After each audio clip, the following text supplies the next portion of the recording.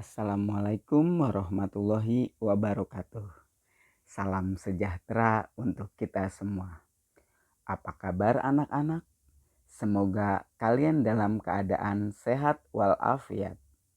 Sehingga kalian bisa mengikuti pelajaran hari ini bersama Pak Ade Priyatna. Kali ini kita akan belajar mata pelajaran Pendidikan Pancasila dan Kewarganegaraan atau yang sering kita sebut PPKN dengan materi memahami kedudukan dan fungsi Pancasila. Untuk memahami materi ini, diharapkan kalian akan tahu bagaimana kedudukan dan fungsi Pancasila. Selamat belajar ya. Tapi sebelum kita mulai belajar kedudukan dan fungsi Pancasila, kalian masih ingat kan pelajaran kelas 7 tentang sejarah Pancasila? Ayo, masih ingat tidak? Kalau lupa, mari kita mulai belajar sama-sama. Pancasila pada tanggal 18 Agustus 1945 disepakati bahwa dasar negara adalah Pancasila. Kata Pancasila itu sendiri terdapat pada buku Negara Kartagama karya Empu Prapanca dan buku Sutasoma karya Empu Tantular. Awas, jangan sampai tertukar ya. Buku Negara Kartagama karya Empu Prapanca, sedangkan buku Sutasoma karya Empu Tantular. Nah, sekarang kita akan bahas pengertian Pancasila. Pancasila berasal dari dua kata, yaitu panca yang artinya 5 dan sila artinya sendi atau asas. Jadi Pancasila adalah 5 sendi atau 5 asas. Pancasila pertama kali dikenalkan oleh Bapak Insinyur Soekarno yang biasa disebut The Founding Father. Bapak Insinyur Soekarno memperkenalkan Pancasila pada saat sidang BPUPKI yang pertama, yaitu tanggal 29 Mei sampai 1 Juni 1945. Menurut Bapak Insinyur Soekarno, Pancasila adalah jiwa bangsa Indonesia yang sudah ada sejak bangsa ini lahir, yaitu saat proklamasi.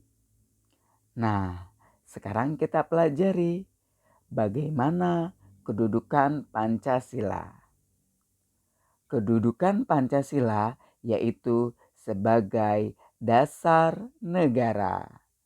Maksudnya adalah ideologi Pancasila menjadi landasan, panduan, dan pedoman resmi kehidupan berbangsa dan bernegara. Setelah kita pahami kedudukan Pancasila, sekarang kita belajar 7 fungsi dan peran Pancasila. 7 fungsi dan peran Pancasila yang pertama yaitu Pancasila sebagai jiwa bangsa Indonesia. Pancasila sebagai jiwa bangsa berfungsi agar Indonesia tetap hidup dalam jiwa Pancasila. Setiap bangsa dan negara tentu memiliki jiwa. Dalam hal ini, Pancasila menjadi jiwa bangsa Indonesia. Pancasila sendiri telah ada sejak bangsa Indonesia lahir, yaitu sejak proklamasi kemerdekaan. Yang kedua, Pancasila sebagai kepribadian bangsa Indonesia. Pancasila sebagai pribadi bangsa Indonesia memiliki fungsi, yaitu sebagai hal yang memberikan corak khas bangsa Indonesia dan menjadi pembeda yang membedakan bangsa kita dengan bangsa yang lain. Yang ketiga, Pancasila sebagai sumber dari segala sumber hukum. Pancasila sebagai sumber hukum berfungsi sebagai sumber hukum yang mengatur segala hukum yang berlaku di Indonesia. Semua hukum harus tunduk dan bersumber dari Pancasila. Setiap hukum tidak boleh bertentangan dengan Pancasila.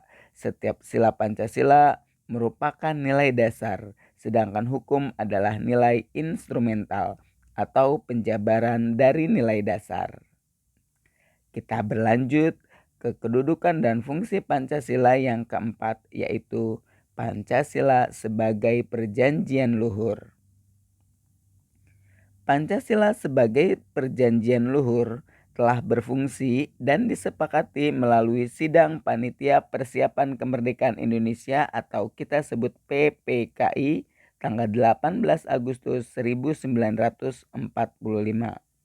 Walaupun disahkannya Pancasila hanya oleh sebuah panitia persiapan kemerdekaan Indonesia, tetapi PPKI sebenarnya adalah suatu badan yang mewakili suatu rakyat.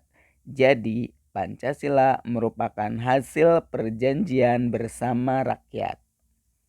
Yang kelima, Pancasila sebagai cita-cita dan tujuan bangsa Indonesia. Pancasila sebagai cita-cita bangsa memiliki fungsi, yaitu untuk menciptakan masyarakat yang adil dan makmur. Selanjutnya, fungsi Pancasila yang keenam, yaitu Pancasila sebagai satu-satunya asas dalam kehidupan berbangsa dan bernegara. Maksudnya adalah Pancasila sebagai satu-satunya asas dalam sebagai konsekuensi ditetapkannya Pancasila oleh bangsa Indonesia sebagai dasar negara dan juga merupakan perwujudan pelaksanaan Pancasila secara murni dan konsekuen. Yang ketujuh dan yang terakhir adalah Pancasila sebagai moral pembangunan.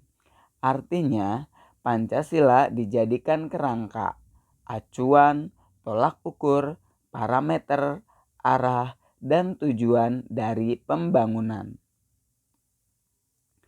Nah, itulah tadi materi kedudukan dan fungsi Pancasila. Sekarang sudah tahu kan kedudukan dan fungsi Pancasila? Ayo, sudah paham atau belum? Kalau sudah, sekarang menurutmu apa sih kedudukan dan fungsi Pancasila secara umum? Jangan lupa tulis jawabanmu di kolom tugas e-learning ya. Jangan lupa tulis jawabanmu di kolom tugas e-learning. Langsung ditulis di kolomnya ya, bukan di kertas lalu difoto dan diupload, tapi langsung di kolom tugas e-learning. Demikian penjelasan dari Pak Ade. Semoga kalian bisa memahami. Terima kasih. Assalamualaikum warahmatullahi wabarakatuh.